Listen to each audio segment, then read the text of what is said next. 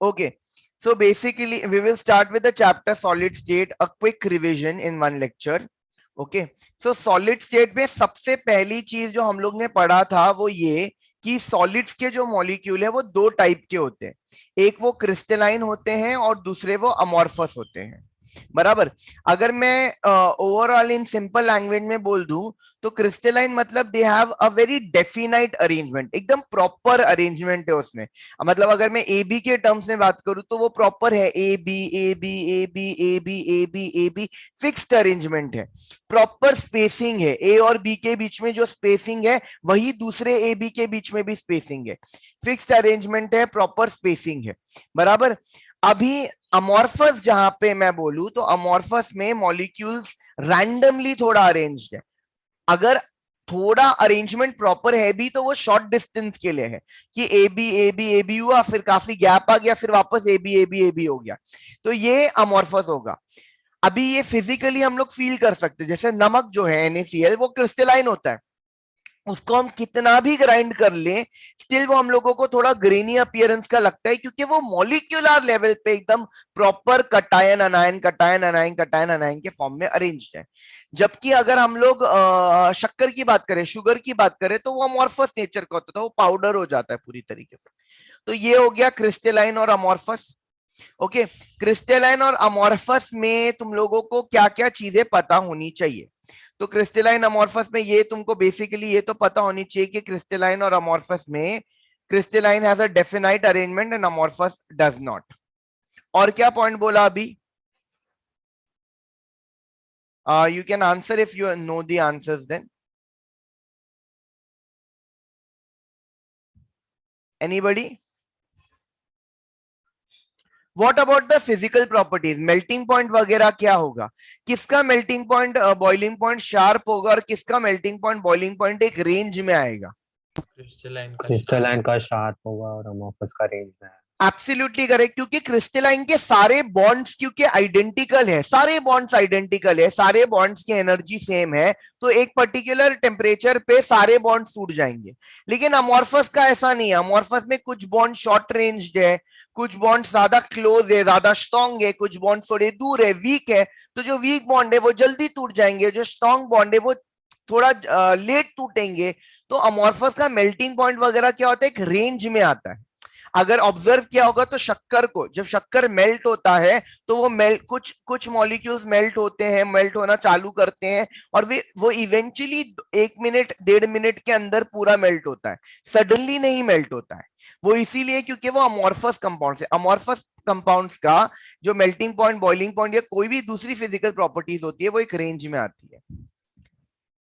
इसके अलावा यहाँ पे एक और बहुत इंपॉर्टेंट पॉइंट है यहाँ पे कि क्रिस्टलाइन कंपाउंड्स एनिसोट्रोपिक होते हैं, जबकि अमॉर्फस कंपाउंड एनिसोट्रोपिक भी हो सकते हैं और आइसोट्रोपिक भी, but it may mostly isotropic होते हैं।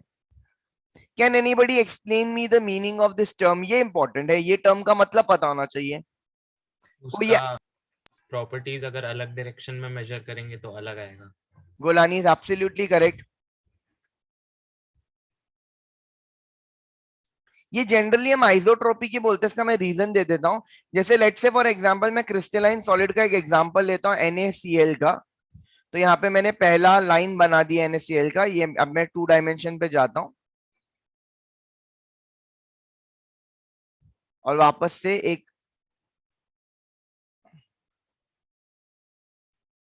तो यहाँ पे मैंने एक NaCl का डायग्राम बना दिया। अब अगर मैं कोई भी जैसे मेल्टिंग पॉइंट या रिफ्रैक्टिव इंडेक्स अगर मैं ये डायरेक्शन के अक्रॉस मेजर करूं तो it is going to be different, और ये डायरेक्शन के अगर अक्रॉस मेजर करूं तो it's going to be different different. क्योंकि अगर मैं रिफ्रैक्टिव इंडेक्स अगर मैं अक्रॉस ए बी मेजर करूं तो जो वेलोसिटी ऑफ लाइट है उसको सिर्फ Cl minus Cl minus Cl minus block करेगा। लेकिन अगर मैं एक्स और वाई के अक्रॉस मेजर करूं तो उसको Cl माइनस और Na प्लस Cl माइनस और Na प्लस ऐसे ब्लॉक करेगा।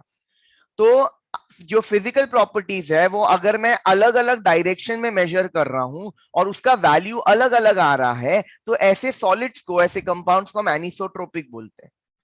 ठीक है, जो क्रिस्टलाइन में होगा।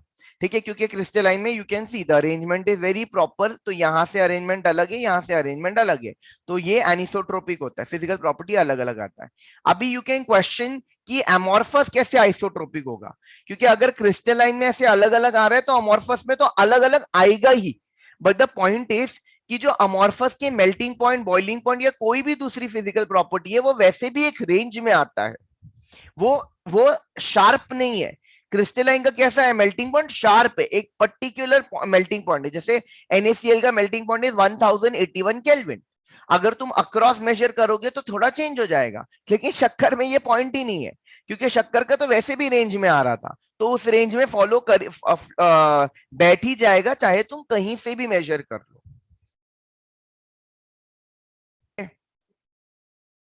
So the next thing that you have to do is isomorphous compounds. अभी ये दूसरा टर्म है जो तुमको पता होना चाहिए।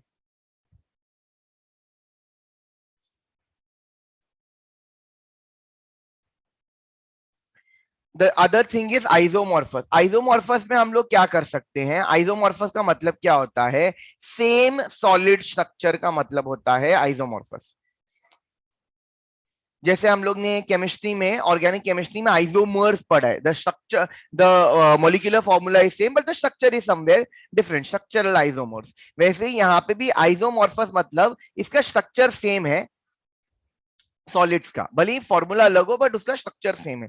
Isomorphous will have same solid structure. अभी how to identify whether the compound is isomorphous और नॉट, एक तो ये पहले पूरा का पूरा तुम फैक्चुअली बेस्ड है, लेकिन फिर भी एक आइडेंटिफिकेशन है कि एटम्स का रेशियो सेम होना चाहिए। KClO4 और KMnO। Yes, absolutely correct. तो जैसे गोलानी ने जो एग्जांपल लिया मैं वही ले लेता हूं, KClO4 एंड KMnO4। अभी अगर तुम इसको दोनों को देखोगे तो यहाँ पे एटम्स का रेशियो है 1:1:4, 1:1:4, 1:1:4। इवन दो यहाँ पे क्लोरीन है, यहाँ पे Mn है, कंपाउंड पूरा अलग है, बट स्टिल इनका molecular formula, sorry ratio, atomic ratio same है, तो ये दोनों का सॉलिड स्ट्रक्चर सेम होगा। या फिर I can say CaCO3 and NaNO3, यहाँ पे ये कैल्शियम कार्बोनेट है, ये सोडियम नाइट्रेट है, ठीक है, दोनों भी अलग है but ratio is still 1:1:3, atomic ratio is 1:1:3, तो ये दोनों का भी सॉलिड स्ट्रक्चर सेम होगा। बट यहाँ पे एक एक्सेप्शन आता है जो तुमको नोट करना है, क्योंकि तुमको क्वेश्चन में ये एक्सेप्शन ही आएगा अगर ये टाइप का क्वेश्चन आएगा तो, ठीक है। तो एक्सेप्शन है KCl और NaCl। अभी NaCl का ना, NaCl का तुमको सॉलिड स्ट्रक्चर पता होना चाहिए, दोनों बोर्ड्स में भी एंट्रेंसेस में भी, ठीक है, तो वो आगे मैं पढ़ाऊंगा भी। बट KCl और NaCl का सेम नहीं है, even though the ratio is same, ठीक है, KCl and NaCl have different solid structures या लैटाइस स्ट्रक्चर्स।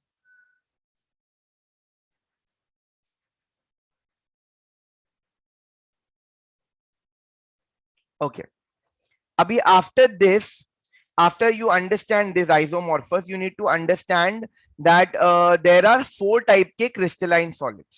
Okay, 4 टाइप के crystalline solids होते हैं। पहला crystalline solids are ionic solids, दूसरा crystalline solids are metallic solids, ठीक है, मतलब 4 टाइप के crystalline solids है जिनका अरेंजमेंट प्रॉपर है। तीसरा टाइप का solid is covalent solid and चौथा वाला इज मोलिकुलर सॉलिड्स। अभी इसमें क्या क्वेश्चन पूछा जाएगा तुमको, बोर्ड्स एंट्रेंस और बोर्ड्स में, इसमें तुमको अलग अलग एग्जांपल्स देंगे और पूछेंगे कि ये कौन सा सॉलिड है या वाइस वर्सा, ठीक है, सॉलिड देंगे, एग्जांपल पूछेंगे, एग्जांपल देंगे, सॉलिड पूछेंगे। तो चौथा वाला मॉलिक्यूलर सॉलिड है। अभी ये भी आइडेंटिफाई करना आसान है, ये भी मैंने तुमको थोड़े थोड़े चीजें बता रखी है। अभी कौन समझाएगा कि कौन से सॉलिड्स आयोनिक सॉलिड्स के कैटेगरी में आएंगे? It's pretty simple. Anion cation, जिनमें अनायन कैटायन हो, जो भी सॉल्ट्स होंगे ना, सॉल्ट्स वो आयोनिक सॉलिड्स में आएंगे, जैसे NaCl, KCl, NaNO3, KNO3, KMnO4, ये जो भी सॉल्ट्स वाले वर्जन देंगे ना, सॉल्ट्स वाले सॉल्ट्स देंगे ना जिसमें कटायन है, अनायन है, ठीक है, वो आयोनिक सॉलिड्स में आएगा। तो सॉल्ट्स को आइडेंटिफाई करना आसान है सबके लिए, तो वो आयोनिक सॉलिड्स में आ जाएगा, ठीक है। उसके बाद में मेटालिक सॉलिड्स में कौन से आएंगे? मिनव बता सकते हैं मेटालिक सॉलिड्स में कौन सा आएगा? कौन से सॉलिड्स को मेटालिक सॉलिड्स में क्लासिफाई करेंगे? यहाँ पे ऑल सॉल्ट्स आ गया आयनिक सॉलिड्स में, जिसमें कटायंस और अनायंस है। मेटालिक सॉलिड्स में कौन सा आ गया? ग्रुप यस 1 बेटा। के, सॉरी ग्रुप 1 के, सॉरी, ग्रुप 1 के। सिर्फ ग्रुप 1 ही मेटल्स होते हैं। अरे राइट बोल रहा है, लेकिन क्या सिर्फ ग्रुप 1 के ही मेटल्स होते हैं? बाकी के मेटल्स मेटल्स नहीं है क्या? बाकी के मेटल्स क्या है फिर?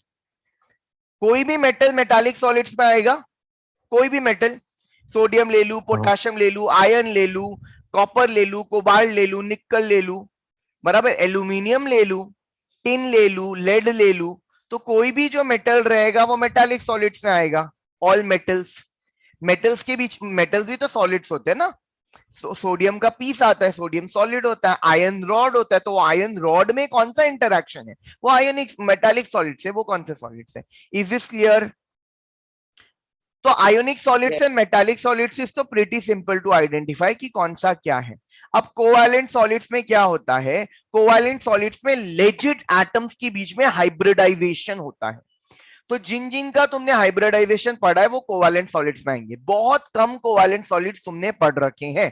उनमें से कौन से कोवैलेंट सॉलिड्स तुमने पढ़े, उनका हाइब्रिडाइजेशन भी देखेंगे हम। कौन से कोवैलेंट सॉलिड्स पढ़ रखे हैं, बताओ जरा फटाफट।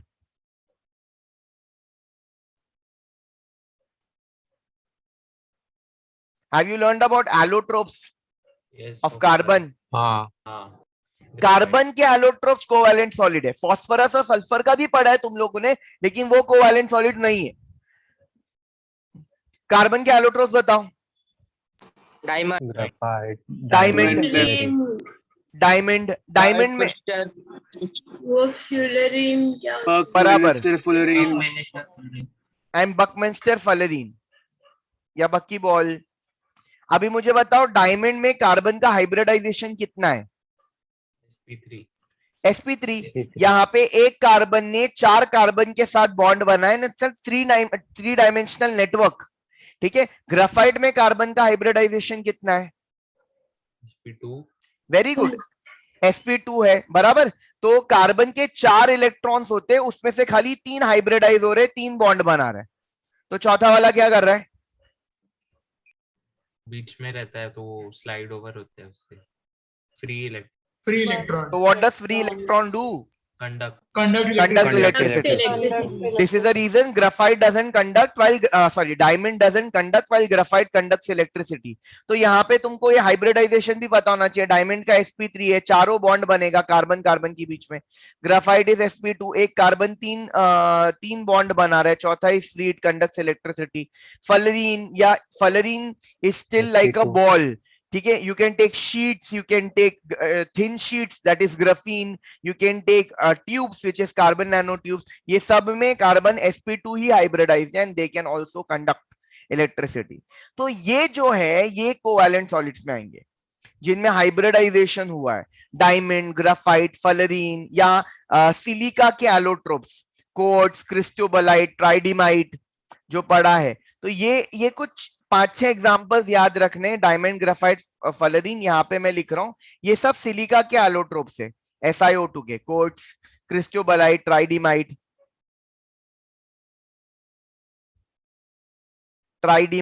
ठीक है, एटसेट्रा। ठीक है, ये सब तुम्हारे कोवैलेंट सॉलिड्स है। बाकी जो भी बच गया वो मॉलिक्यूलर में आएगा, ऐसे याद रखो। बाकी जो भी बच गया वो मॉलिक्यूलर सॉलिड्स में आएगा। मॉलिक्यूलर सॉलिड्स में मोस्टली क्या होता है, जो रूम टेम्परेचर पे या तो लिक्विड स्टेट में हो या तो गैस स्टेट में हो, तुमने उसको बाय अप्लाइंग प्रेशर या बाय डिक्रीजिंग टेम्परेचर सॉलिडिफाई किया है। जैसे आइस, बराबर। Ice is a molecular solid. ठीक है। आइस रूम टेम्परेचर पे वाटर लिक्विड स्टेट में है, लिक्विड को हमने सॉलिडिफाई किया, आइस बन गया है, तो आइस सॉलिड है। कौन सा सॉलिड है? It can not be ionic solid, क्योंकि H2O में कोई सॉल्ट्स तो है नहीं, Na+ और Cl- जैसा। It is not a metal, उसमें कोवैलेंट बॉन्डिंग नहीं है। अभी यू कैन से अरे वाटर में तो sp3 हाइब्रिडाइजेशन होता है, बेंच स्ट्रक्चर होता है, बेशक होता है, लेकिन वो वाटर मॉलिक्यूल में होता है। जब हम सॉलिड्स की बात करते हैं तो ये एक वाटर मॉलिक्यूल और दूसरे वाटर मॉलिक्यूल के इंटरैक्शन की बात कर रहे हैं। ये जो इंटरैक्शन है, क्या ये कोवैलेंट है? नहीं ना, ये इंटरेक्शन कोवैलेंट नहीं है, ये तो हाइड्रोजन बॉन्डिंग है ना, हाइड्रोजन बॉन्ड। ये तो हाइड्रोजन बॉन्डिंग है, इट्स नॉट कोवैलेंट बॉन्ड। तो इस टाइप के सॉलिड्स को मॉलिक्यूलर सॉलिड्स बोलते हैं। तो मॉलिक्यूलर सॉलिड्स में H2O आ जाएगा, HCl आ जाएगा, कुछ भी कंपाउंड ले लो वो मॉलिक्यूलर सॉलिड्स में आएगा। अब generally public kids make this mistake कि P4 और S8 को भी वो कोवैलेंट में लिख देते हैं, क्योंकि अरे एलोट्रोप्स था ना, कार्बन का एलोट्रोप्स था, तो फास्फोरस का जो एलोट्रोप्स होगा, red phosphorus, black phosphorus, white phosphorus, वो भी कोवैलेंट होगा। नहीं, वो मॉलिक्यूलर है। S8 जो है वो मॉलिक्यूलर है, तो ये चीज याद रखना है। Anybody has any doubt in this? Let us do a few problems, मतलब थोड़ा ड्रिल कर लेते हैं। मैं तुमको अलग अलग कंपाउंड देता हूं, तुम मुझे बताओ कौन कौन से सॉलिड में आएगा। ओके, तो ऐसे 10-12 एग्जांपल कर देते हैं हम। Let's say you have KNO3, go for it. Ion. Ion. KNO3 ionic, everybody ionic, anybody has any doubt? Okay, let's go for another one. Let's go for AG, metallic. Metallic. Metallic solid. metallic. Let's go for plastic sulfur.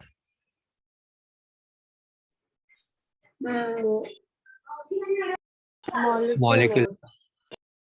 Molecular? Yes. Molecular, okay. Let's go for, covalent हो सकता है क्या plastic? I got it. No. Interaction जो है ना बेटा वो molecular रहेगा, ठीक है। Plastic sulphur is like polymeric sulphur molecule, तो polymeric sulphur molecule is this one chain. तो ये जो चेन है ना बेटा ये कोवैलेंटली बॉन्डेड है, बट ऐसा दूसरा चेन भी आएगा ना, तो इनका आपस में इंटरैक्शन मॉलिक्यूलर है, van der Waals forces. Okay, हम आपस का इंटरैक्शन देखते हैं, जबकि कार्बन डायमंड वगैरह के केस में क्या होता है, वहां पे एक्चुअली में कार्बन कार्बन का बॉन्ड जो है वो कोवैलेंट बॉन्ड है। Okay, any doubt? Okay, let's go for more example. Let's go for K2SO4. Ion. Ionic, Yes. ZNS. Ion. Ionic, हाँ। ठीक है। CaF2. Ionic. Ionic. Ionic, it's a cation and an anion. Yes. Ca2 plus and F minus, बराबर। काबूगढ़े बताएगी अभी, ठीक है बेटा। Platinum, platinum metal होता है ना, और वो जो पहनते हैं ना, गोल्ड सिल्वर प्लैटिनम। प्लैटिनम क्या होगा बेटा, कौन सा solid? Sorry, metallic. Very good, metallic solid, absolutely correct. Okay, अभी ये ऋषिकेश बताएगा। Rishikesh, let's go for barium.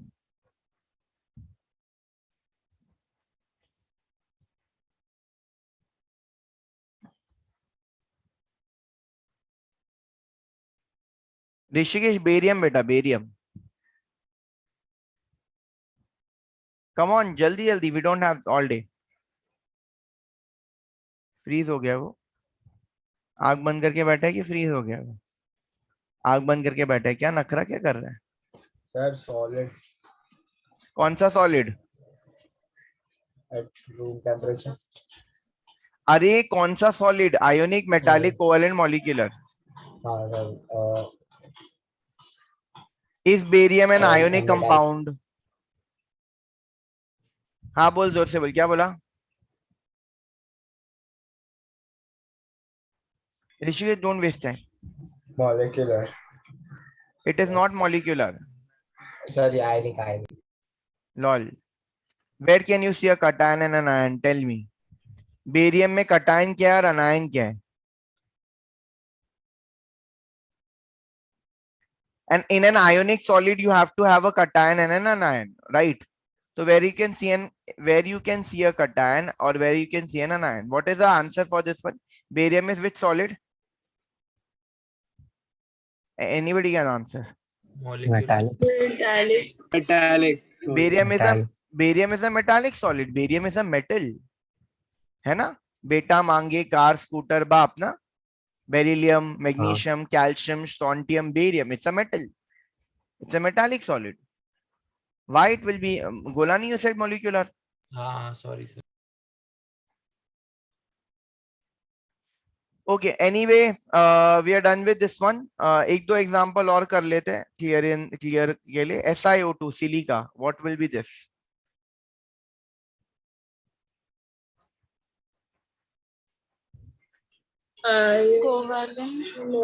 It's covalent क्योंकि सिलिका के ही ये पार्ट है, क्वार्ट्ज, क्रिस्टोबलाइट, ट्राइडिमाइट. ठीक है, actually I should have named it properly क्योंकि अमॉर्फस सिलिका भी होता है, बट एनीवे क्रिस्टोबलाइट, क्वार्ट्ज, ट्राइडिमाइट ये सिलिका है, सिलिका का अरेंजमेंट, तो ये बराबर कोवेलेंट सॉलिड्स है. Okay, okay, so the next thing that we have to do is we have to learn about crystalline solids.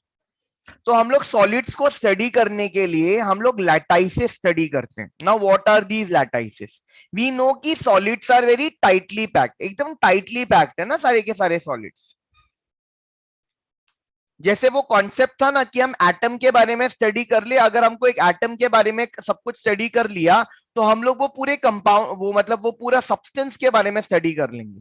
जैसे अगर मेरे को चौक के बारे में स्टडी करना है तो मैं एक कैल्शियम कार्बोनेट के बारे में स्टडी कर दूं तो I will understand about the entire चौक, उसका पूरा केमिस्ट्री मेरे को समझ जाएगा. तो उसी तरह ये सॉलिड्स के मॉलिक्यूल क्या एकदम टाइटली पैक्ड है. तो हमने ना एक इमेजिनरी ज्योमेट्रिकल फिगर बनाया है. ये कैसे बनाया है, किसी को याद है ये इमेजिनरी ज्योमेट्रिकल फिगर कैसे बनाया है हमने? लैटाइस. लैटाइस, अरे वो imaginary geometrical figure is lattice, but कैसे बनाया? हमने एटम के सेंटर टू सेंटर को ज्वाइन किया है. जैसे इसके सेंटर को हमने इसके सेंटर से ज्वाइन किया है, तो हमने एटम के सेंटर टू सेंटर को ज्वाइन किया और हमको एक 3 डायमेंशनल ज्योमेट्रिकल फिगर आया. अब वो 3 डायमेंशनल ज्योमेट्रिकल फिगर जरूरी नहीं है कि क्यूब ही आए. क्यूब मतलब क्या हुआ, उसका लेंथ सेम है, उसका ब्रेथ सेम है और उसका पीछे से हाइट भी सेम होगा. ठीक है, तो जरूरी नहीं है कि वो क्यूब ही आए, वो ज्योमेट्रिकल फिगर कुछ भी हो सकता है. जैसे उसका ए सेम हो सकता है, बी सेम हो सकता है, बट सी अलग हो जाएगा. या हो सकता है उसका ए भी अलग है, बी भी अलग है, सी भी अलग है. या फिर हो सकता है कि उसका एंगल में थोड़ा सा फर्क है, सब कुछ सेम नहीं है. बराबर. तो ऐसे हमारे पास अलग अलग ज्योमेट्रिकल फिगर आ सकते हैं और उन ज्योमेट्रिकल फिगर को हम लैटाइसेस बोलते हैं. क्या बोलते हैं? लैटाइसेस, क्रिस्टल लैटाइसेस. ठीक है, तो हम लोग एटम टू एटम के सेंटर को ज्वाइन करेंगे तो हमारे पास में लैटाइसेस बनेंगे और हमारे पास में बहुत अलग अलग टाइप के लैटाइसेस हो सकते हैं, अलग अलग टाइप के ज्योमेट्रिकल फिगर हो सकते हैं. तो ये 7 टाइप के ज्योमेट्रिकल फिगर हो सकते हैं, which can B cubic, tetragonal, orthorhombic, rhombohedral, hexagonal, monoclinic and triclinic. If you will look at it carefully तो इनके जो पैरामीटर्स है वो चेंज हो रहे हैं. जैसे क्यूबिक में ए, बी और सी मतलब लेंथ, ब्रेथ, हाइट तीनों सेम है और एंगल, तीनों भी जो एंगल होते हैं वो 90 है. जबकि टेट्रागोनल में तीनों एंगल तो 90 है, 2 साइड भी सेम है बट एक साइड थोड़ा सा अलग है, थोड़ा सा लंबा है. ऑर्थोरोम्बिक में तीनों साइड अलग है, ए अलग है, बी अलग है, सी अलग है और alpha beta gamma is equal to 90. इस तरीके से हमारे पास में 7 डिफरेंट ज्योमेट्रिकल फिगर आते हैं. पढ़ना हमें उसमें से क्यूबिक है, हमें क्यूबिक पढ़ना है. बट तुम लोगों को ये जो पार्ट है, ये जो इसका पैरामीटर्स है ये पता होना चाहिए. जैसे क्यूबिक का a b c equal alpha beta gamma is 90, क्योंकि इसके ऊपर एमसीक्यू पूछे जाते हैं. जैसे for example which crystal lattice is the most unsymmetrical. तो कौन सा क्रिस्टल लैटाइस सबसे अनसिमेट्रिकल है? Anybody could answer looking at the figure. सबसे unsymmetrical triclinic. Triclinic is the correct answer क्योंकि A is not equal B, not equal C, alpha is not equal beta, beta is not equal gamma, and none of the angle is equal 90. Every angle is of different angles. बराबर. So basically ये सबसे ज्यादा unsymmetrical है. तो इस तरीके से तुम लोग ये तरीके के क्वेश्चन आ सकते हैं, तो तुमको ये याद रखना है. But however in this particular chapter we learn about cubic more. तो अभी ये तो डिफरेंट लैटाइस सिस्टम्स हो गया. अब इसमें एटम का अरेंजमेंट भी अलग अलग हो सकता है. ठीक है, उसे हम ब्रावाइस लैटाइस बोलते हैं। You can have 7 different types of geometrical figures which are called as lattice systems. ठीक है, अब हम एक क्यूबिक लैटिस सिस्टम पढ़ेंगे। क्यूबिक लैटिस सिस्टम में भी 3 डिफरेंट टाइप के एटॉमिक अरेंजमेंट हो सकते हैं। मतलब तुम्हारा यूनिट सेल क्यूबिक ही है, ABC is equal alpha beta gamma is 90, बराबर, लेकिन स्टिल उसमें 3 टाइप के और एटॉमिक अरेंजमेंट हो सकते हैं which can be, anybody can tell me? SCC, BCC, FCC. बराबर, simple cubic closed packing, body centred closed packing and face centred Face closed packing, centered. SCC, BCC and FCC. So now what we are going to do is SCC, BCC, FCC in detail and kind of the first derivation जो कि इनका packing efficiency का part है। Okay, सो यहां से main topic तुम्हारा start हो जाएगा। So we have the three unit cells which is simple cubic, body centered and face centered over here, simple cubic। तो इसमें हम लोग जो 3 मेन चीज है वो हम लोग 2 मेन चीज है वो कर लेंगे।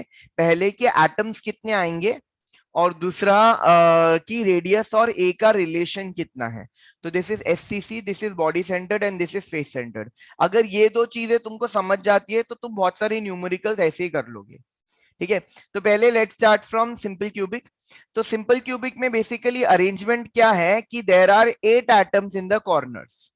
ठीक है, हम एक यूनिट सेल को स्टडी कर रहे हैं। अगर हमने यूनिट सेल को स्टडी कर लिया, ये जो क्यूब है, ये जो क्रिस्टल लैटाइस बना था सेंटर टू सेंटर को ज्वाइन करके, उसको यूनिट सेल बोल रहे हैं हम लोग।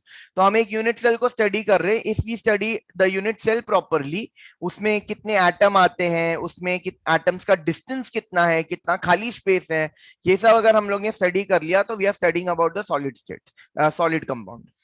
तो एससीसी का अरेंजमेंट किसी को याद है? सिंपल क्यूबिक का क्या अरेंजमेंट था? देख के समझ में आ रहा है? देयर आर, हाँ सर, कॉर्नर में 8। देयर आर तो 8, यूनिट सेल में 1/8। Absolutely correct, there are 8 atoms in the corners of the unit cell. Cube में 8 कॉर्नर्स होते हैं, 1 2 3, ये 4th, ये 5th, ये 6th, ये 7th और 8th, और हर कॉर्नर में एक एक एटम है। अब वो एक एटम को 8 यूनिट सेल शेयर कर रहे हैं। वो एक एटम को 8 यूनिट सेल शेयर कर रहे हैं। मतलब क्या? ये पहला यूनिट सेल हो गया, ये दूसरा यूनिट सेल हो गया, ये तीसरा यूनिट सेल हो गया, ये चौथा यूनिट सेल हो गया। यहाँ पे 4 यूनिट सेल तो ऐसे ही आ गए। अभी ये 2D फिगर नहीं है, 3D फिगर है। तो अगर 4 आधा हाफ ऊपर पे है तो बाकी के 4 आधे हाफ नीचे पे होंगे। तो 4 ऊपर की तरफ, 4 नीचे की तरफ। तो एक एटम को 8 यूनिट सेल शेयर कर रहे हैं। तो एक यूनिट सेल को उसका सिर्फ 1/8 पार्ट मिलेगा, सिर्फ 1/8 पार्ट। तो there are 8 atoms in the corners, each contributing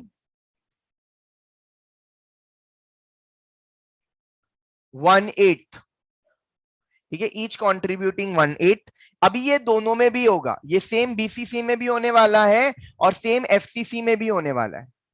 ये जो पॉइंट है कि 8 एटम है कोने में और हर एक 1/8 कंट्रीब्यूट कर रहा है, तो ये दोनों में भी सेम है।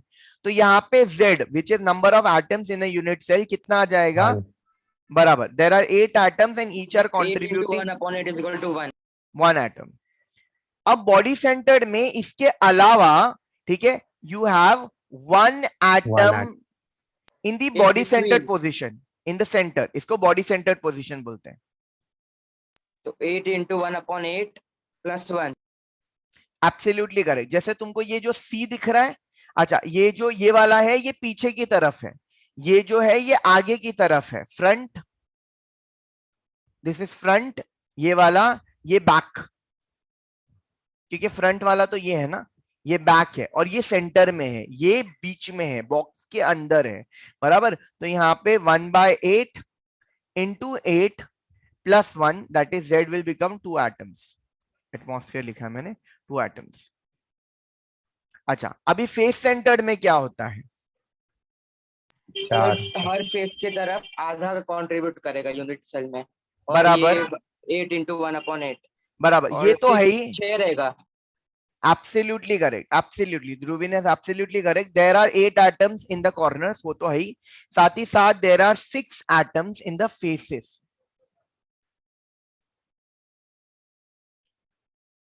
अभी फेस मैं ड्रॉ कर रहा हूं, ध्यान से देख लेना। ये है पहला फेस नीचे का, ये दूसरा, ये तीसरा ऊपर वाला, और ये चौथा बी साइड वाला। अभी ये सामने भी होगा एक, और ये एक पीछे की तरफ होगा। तो देयर आर 6 फेसेस।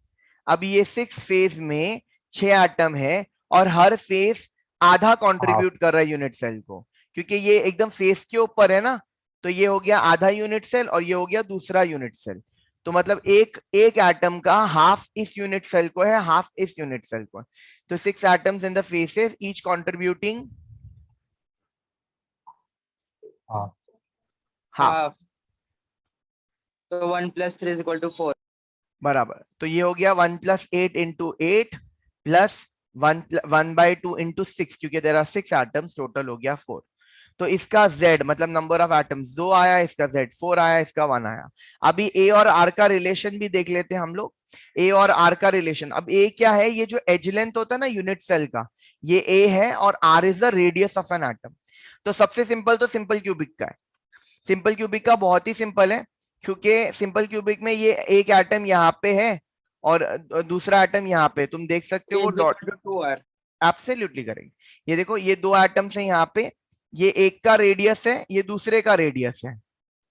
तो ये ED अगर मैं देखूं तो ED was A and that is equal to 2R।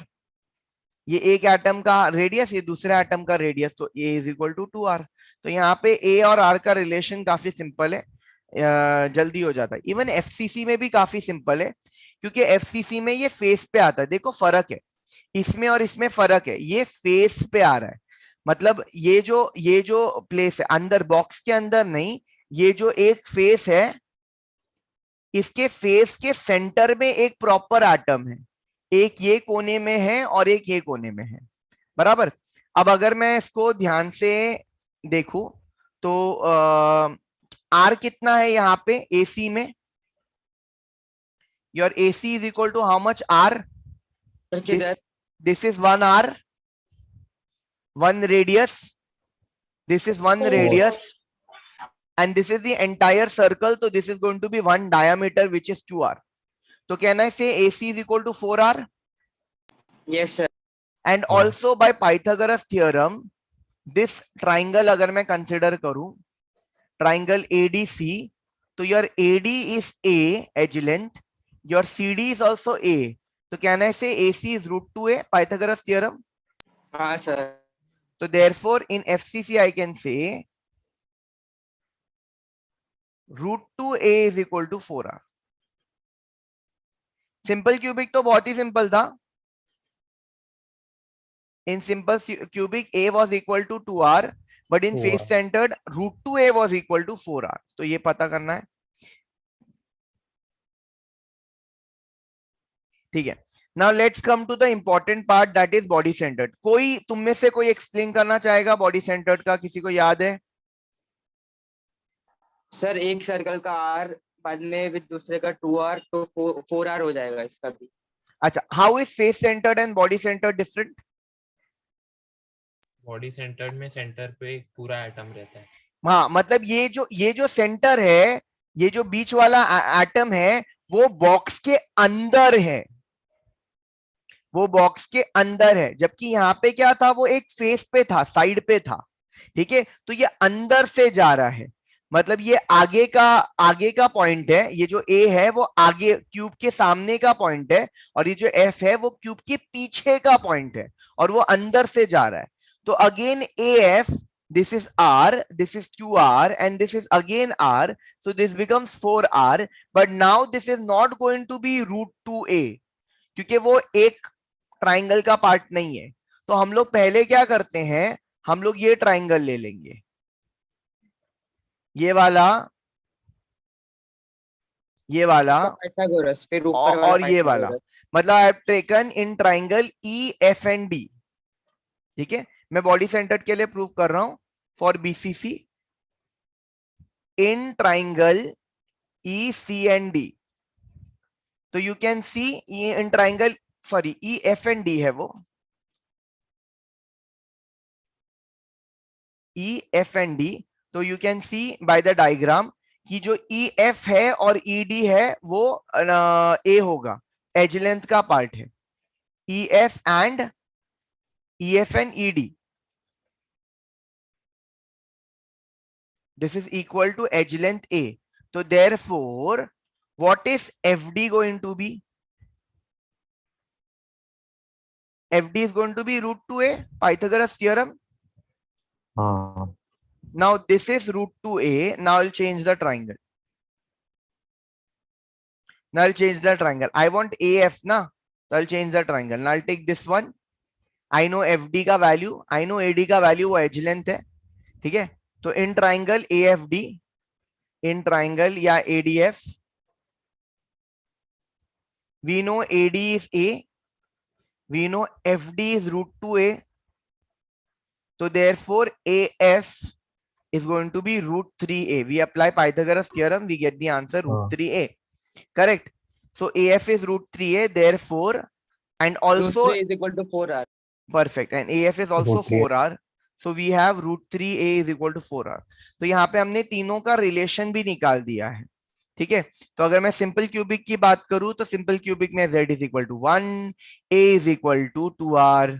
अगर मैं बॉडी सेंटर्ड की बात करूं तो बॉडी सेंटर्ड में Z is equal to 2, Z is equal to 2 and root 3A is equal to 4R. अगर मैं फेस सेंटर्ड की बात करूं तो Z is equal to 4 and root 2A is equal to 4. बराबर. Let's go for the next one. Let's go for packing efficiency first. So फटाफट हम लोग ये देख लेते हैं कि तीनों मेजर यूनिट सेल में कितना पैक हो रहा है और कितना एम्प्टी स्पेस रह रहा है. तो सबसे पहले अगर मैं सिंपल क्यूबिक की बात करूं, सी पैकिंग एफिशिएंसी का formula absolutely correct. Packing efficiency का, हाँ एक मिनट, पैकिंग एफिशिएंसी का फॉर्मूला क्या होएगा? Z into 4/3 pi R. वो कहां से आया? Volume occupied by all atoms on total volume. बराबर. Total volume is the volume of the cube. हमें यही देखना है ना कि कितना पैक हुआ है.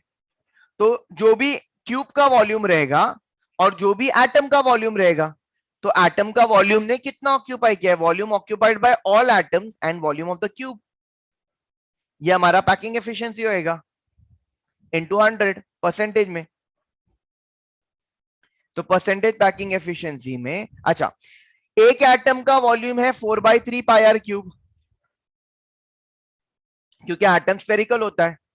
अब उसमें एक से ज्यादा एटम हो सकते हैं, एक हो सकता है, दो हो सकता है, चार हो सकता है. तो यहाँ पे मैं Z लिख दूंगा, Z into 4/3 pi R cube upon A cube into 100. अब ये फॉर्मूला तीनों में यूज करो, आंसर निकाल दो. जैसे अगर मैंने सिंपल क्यूबिक में लिया तो सिंपल क्यूबिक में वी हैव A और R का relation as A is equal to 2R and Z is equal to 1. Therefore percentage packing efficiency is 1 into 4/3 pi R cube upon 2R cube. सी सारे number है, कोई भी variable नहीं है. R cube cancel हो जाएगा. When you solve this you get 52.4%. Isn't it? ये by heart करना है पैकिंग एफिशिएंसी. मतलब 52.4% तक पैक्ड है और 47.6% तक एम्प्टी है, वॉइड है. Absolutely correct. अगर मैं बॉडी सेंटर्ड की बात करूं बेटा तो 68. वेरी गुड, 68 है. परसेंटेज पैकिंग एफिशिएंसी, तो यहाँ पे नंबर ऑफ एटम 2 है, Z. यहाँ पे Z is 2 into 4/3 pi R cube. और यहाँ पे A और R का रिलेशन क्या है? √3A is equal to 4R. तो A is equal to 4/√3R. तो यहाँ पे इसका क्यूब ले लेंगे हम, 4/√3R का क्यूब इंटू 100. इसको सॉल्व करेंगे तो बॉडी सेंटर्ड के लिए पैकिंग एफिशिएंसी हमें आएगा 68%. Then we have for FCC 76. 74. 74 है बेटा. हाँ 74. Z is 4 and A will be 2√2R. Actually वही है ना, √2A is equal to 4R. तो A is equal to √2R. तो अब अगर मैंने इसको सब्स्टिट्यूट किया पैकिंग एफिशिएंसी में तो मुझे मिल जाएगा Z4 into 4/3 pi R cube upon 2√2 r का क्यूब। इसको हम सॉल्व करेंगे तो हमें 74% आता है।